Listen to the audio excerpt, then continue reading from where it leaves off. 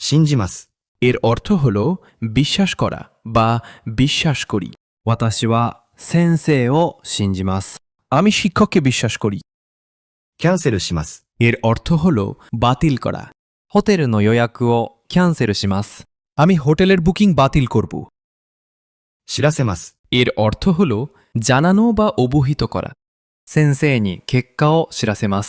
আমি শিক্ষককে ফলাফল জানাবো। 保証書。 এর অর্থ হল গ্যারান্টি কার্ড বা ওয়ারেন্টি সার্টিফিকেট। জাপানে যে কোনো ইলেকট্রনিক্স গ্যাজেট বা ঘড়ি কিনলেই আপনাকে দেওয়া হবে এই বিশেষ কাগজটি। এই কাগজটি না হারালে সাধারণত নির্ধারিত সময়ের মধ্যে কোনো প্রশ্ন ছাড়াই সার্ভিস বা রিপ্লেসমেন্ট দেওয়া হয়। জাপানিরা বিশ্বাস করে একটি ব্র্যান্ডের মান বজায় থাকে তাদের ওয়ারেন্টির প্রতি বিশ্বস্ততায়। 保証書を大切に保管してください。 গ্যারান্টি কার্ডটি যত্ন করে সংরক্ষণ করুন।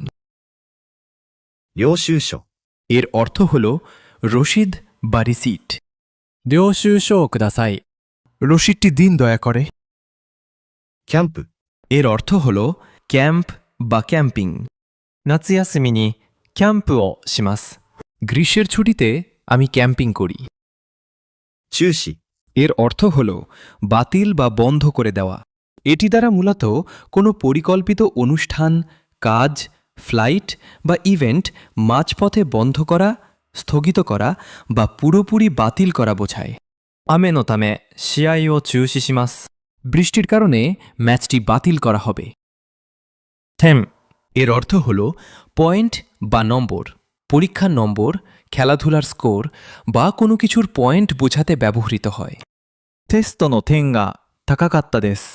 পরীক্ষার নম্বর বেশি ছিল। 梅、 এর অর্থ হল বড়ই বা জাপানিজ প্লাম।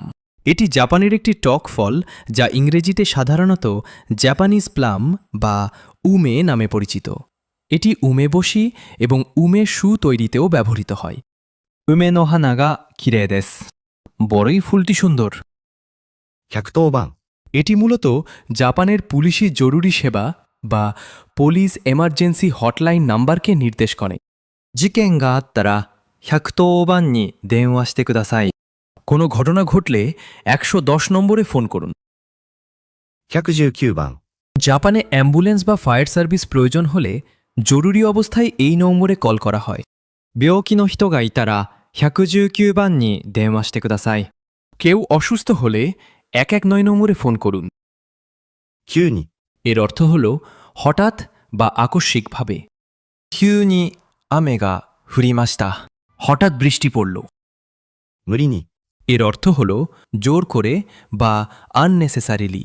কোনো কিছু স্বাভাবিকভাবে সম্ভব না হলেও জোর করে বা নিজের সীমার বাইরে গিয়ে করতে বোঝায়। 無理に食べなくてもいいです。 জোর করে খাওয়ার দরকার নেই। 楽しみにしています。 এর অর্থ হল অপেক্ষায় আছি, আগ্রহ নিয়ে অপেক্ষা করছি বা লুকিং ফরওয়ার্ড টু।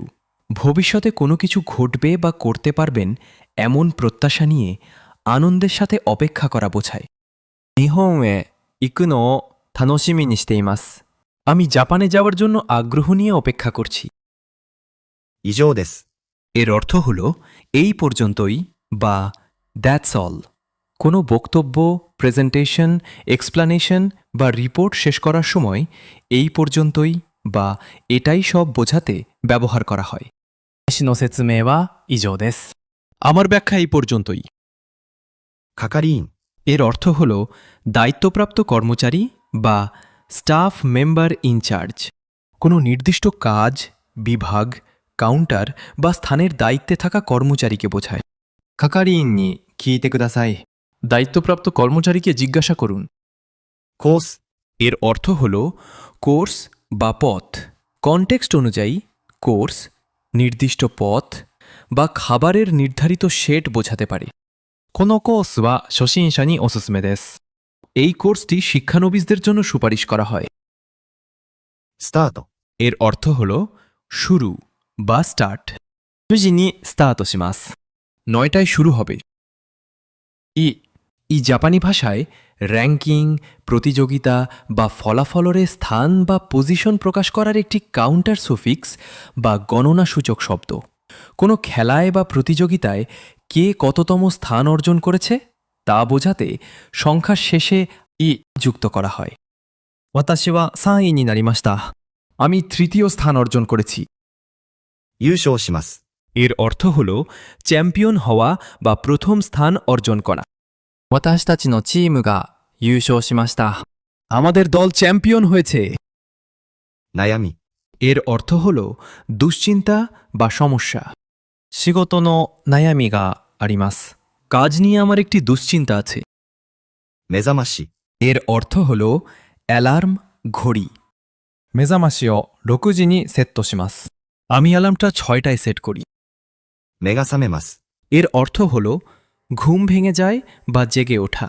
ঘুমের অবস্থা থেকে স্বাভাবিকভাবে জেগে ওঠা বোঝায়। 毎朝6時に目が覚めます。 প্রতিদিন সকালে 6টায় আমার ঘুম ভেঙে যায়।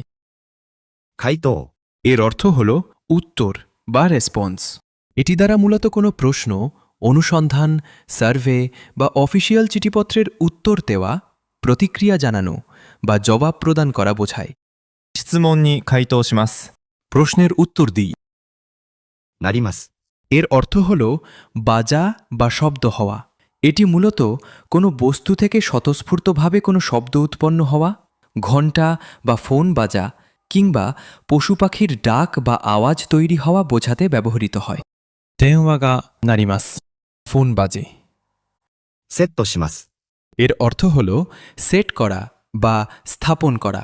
এটি দ্বারা মূলত কোনো কিছু নির্দিষ্ট মান বা সময়ে সেট করা, সাজানো, প্রস্তুত করা বা অ্যাডজাস্ট করা বোঝায়।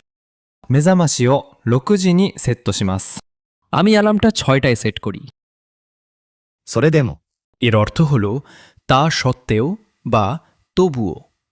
এটি সাধারণত আগের পরিস্থিতির বিপরীতে একটি সিদ্ধান্ত বা ঘটনা প্রকাশ করে।